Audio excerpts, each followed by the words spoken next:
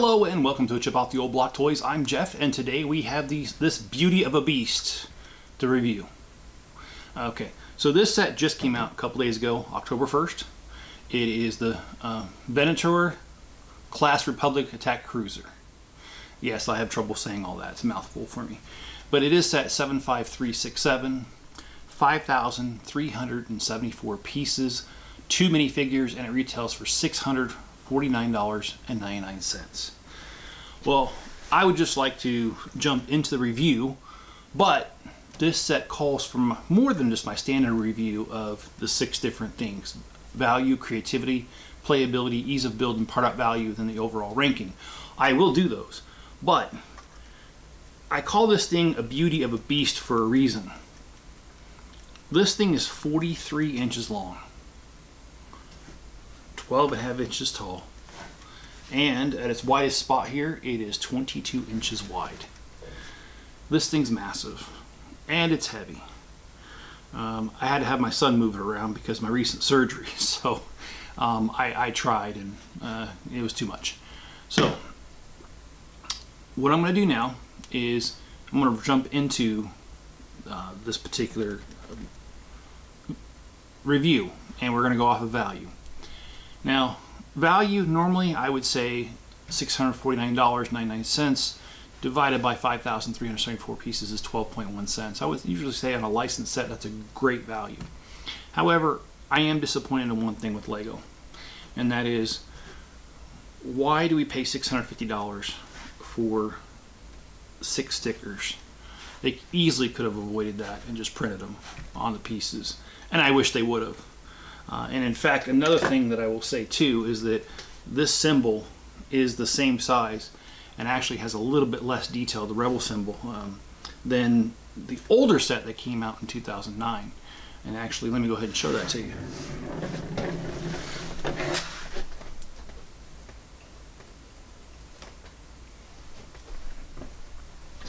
So as you can see, the symbol here is on the same 6x6 tiles, this one here.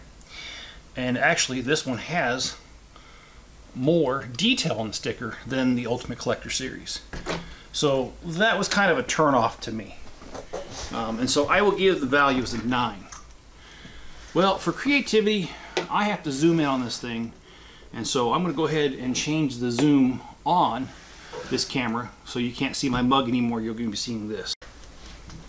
For creativity, there's so many things I need to point out. First of all, I did go ahead and watch Revenge of the Sith the first about 10 minutes.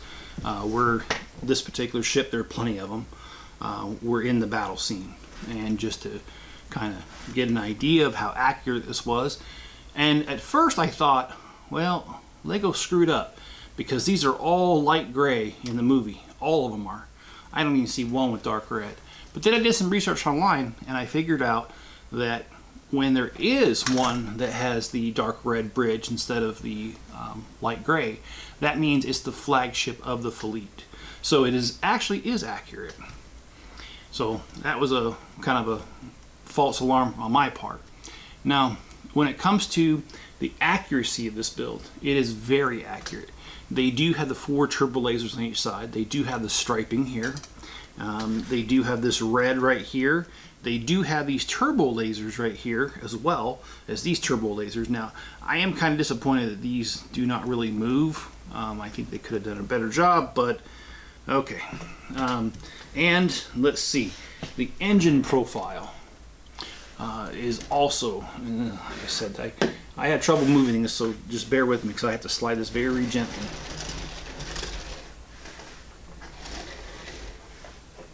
So this engine profile is accurate. I looked at it on the movie and here. There is one problem. These engines do kind of want to sag. They did connect these ones here and here, but these other ones you really can't, so they just kind of sag a little bit, not too bad. And this one sags a little bit too, just because of the size. But that is completely accurate.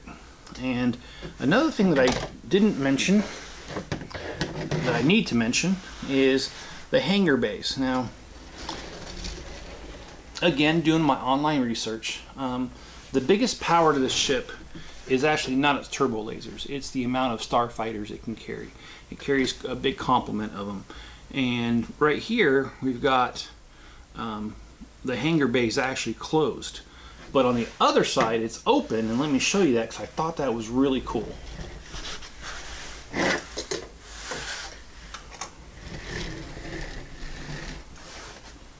And for those of you who don't know, this is a bit traumatizing for me to turn things around, because when I was building the Razor press, which I have not finished the video on it yet, but I have finished the build, I actually accidentally shoved it off the table, and I do mean accidentally. On this side here, you've got another hangar bay, and it has a tiny little gunship, Republic gunship in there. And according to what I read online, that's to scale. So I thought that was really cool. And you do have a hangar bay in the bottom. Unfortunately, I can't show you that because, well, I can't lift that much. Now, also including the creativity is the 2 minifigures. Now, Captain Rex, I like him. However, I did notice that his oh, I don't know what you call this, his blue patch thing here on the side, I think that's called a comma, if I'm saying that right. But this is not made out of fabric like many of the other ones are, like the Stormtroopers and stuff. And so I did notice that difference. Also, I noticed that maybe it's just this particular helmet, but his antenna does not want to stay on. This has popped off several times since. And you've got Admiral Euler in here. I don't really know who he is. I don't really watch him, but it is 20 years since the Clone Wars. And yes, I didn't mean to do that. Another thing I noticed about this is the name. On the box and on the website, they call it the Venator class Republic attack cruiser. However, on here, they call it the Venator class Star Destroyer. So a slight discrepancy in the name, but not a big deal. So given all that, I'm going to give creativity only a 7. And as far as playability, I'm giving it an 8, and the reason why is, although I really do like the Ultimate Collector series, they're not really meant to be played with. If Lego were to come out with like the well, what do they call it, the droid Luca Hulk class ship, you know, the big like circle thing with just a little cutout in the front, the big globe in the middle, and the command ship. If they came out with that as Ultimate Collector series, then I would go ahead and actually bump up the playability on here. Or any of the droid cruisers or frigates that they had in the beginning of Revenge of the Sith. If they would have made those Ultimate Collector series, then I would bump up the playability to probably a 10. But as it stands, it's an 8. Ease of build. Boy, I gotta tell you, this one was a doozy to build. And I mean a doozy. Several times, the pins, as you know, when you're building the framework of this, the Technic pin frames, you have the problem of, if you place a pin wrong, especially in the beginning, you'll notice it much later. And when you do, you have to tear this thing down pretty far to get to it. And I have to say, there were several times that I made that mistake on this one. The instructions are hard to see, even with the red lines. Sometimes it's hard to see exactly where they go. Also, these things are connected by little hinge, ball and joint hinge things, and they didn't really want to pop and stay in a couple times. There's many things about this that make the build hard, so I can only give ease of build 5. As far as the part out value, I'll give it an 8, and that's because all the wedges. I'm not a fan of wedges because they are hard to use and other things, but there are plenty of other pieces like these tiles here. There's plenty of other things like the engine pieces are actually wheel frames, or you know, the rims, for instance. There's plenty here that could be used somewhere else. So I'll give that an 8. If you average everything out, that's a 7.4 for the value, overall value. Now, I will say that some people have called this ship the Jar Jar Binks ship, because if you look at it straight on, people are saying it looks like Jar Jar Binks, and I actually do think it kind of does look like him. This being the eyes and stuff, and his mouth being right here.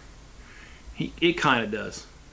But anyway, that's not really important. I just thought it was kind of funny because I saw a meme online where it had Jar Jar Binks right next to one of these, and he did look like that.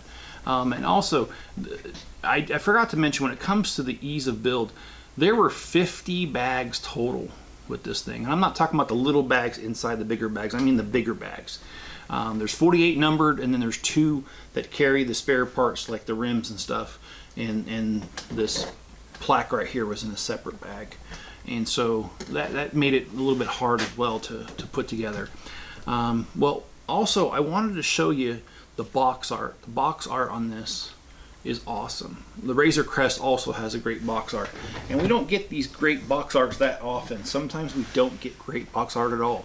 So let me put this slightly to the side, and like I said, I'm trying to avoid trauma by dropping the thing because, well, I've been known to do that. So let me go ahead and grab the box. So inside the box is boxes, and here you go.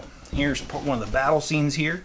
It looks like it's from Revenge of the Sith. Like I said, if they made an Ultimate Collector series of this droid ship, I think that'd be awesome. But here's a Jedi Starfighter.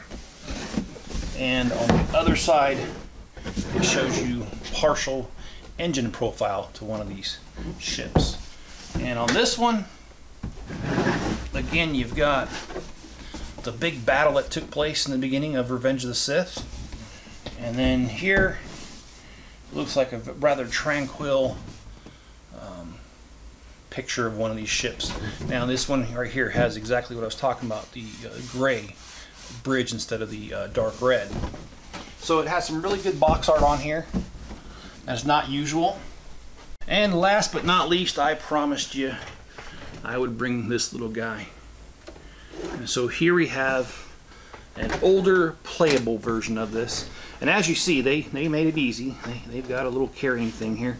This set came out in 2009, so it's pretty old now. It's 14 years old. It had 5 minifigures. It was set number 8039, 1,148 pieces, and it retailed for $119.99 back in the day. Now, this one has a lot of similarities. What's funny is these turbo lasers are not adjustable on the side, but these actually are. Oh, you can't see that. Yeah, they're adjustable. In addition, it does have the bridge. It does have the striping right here, just like the other one. And the engines are not entirely accurate on this smaller version, but they're close enough. And I like this version, and there isn't much to it because, well, it is what it is. And it does have a little bit on the inside for the minifigures, but there's just not a whole lot to it. But I do enjoy the set. It does have the Emperor Palpatine, or I guess at the time he was Senator or Chancellor in the movie, and he's got 2 of his guards here. Anyway, there's not a whole lot to this set as far as playability, but it was meant as a playable set. So I enjoyed it, and I did enjoy building this one here. It was a long build. I had to take several breaks. I'm still not 100% for my surgery, but I did the best I can, and I really like the ship. And I have several of the Ultimate Collector series. I have both the Millennium Falcons, both the Star Destroyer ones. I've got quite a few of the Star Wars Ultimate Collector series Lego sets. So this one was a must-have because I thought it was really cool, and plus the fact that in the past, like the Ewok Village, I really wanted it, and I was going to get it, never did, and then it's discontinued, and try finding one online. It's complete. It's outrageous the price you'll pay, so I'm not paying that price. So I didn't want this to become the set that got away, just like the Ewok Village, so I went ahead and got it. Alright guys, I hope you've enjoyed this video. If you have, hit the like button, subscribe, turn on all notifications, and leave me a comment below. I do respond to most comments. Also, if you want to help me out, you can make a PayPal donation. There's a link in the description. There's also a link to my Bricklink store. It's called a Chip Off the Old Block. We have a little bit under 900,000 pieces. Thank you, everyone. People have been buying. I appreciate it. It does help me directly because I send you pieces fast within 24 business hours in most cases. I send that to you very fast, and you get pieces for your builds. But then, yeah, it helps me because I get the cash that I need to buy sets, to fix up the shop and do custom builds. So, you know, it helps both of us, and I appreciate it. All right, guys, if you also would watch another video after this one of mine, for some reason the algorithm loves that, so please do that. And also you could share a link to this video or any other video I have on other social media platforms, and it helps me out, and it'll help you out as well. Just kidding, helps me out, let's be honest. All right, guys, be good to each other, stay safe out there, and I'll catch you on the next one.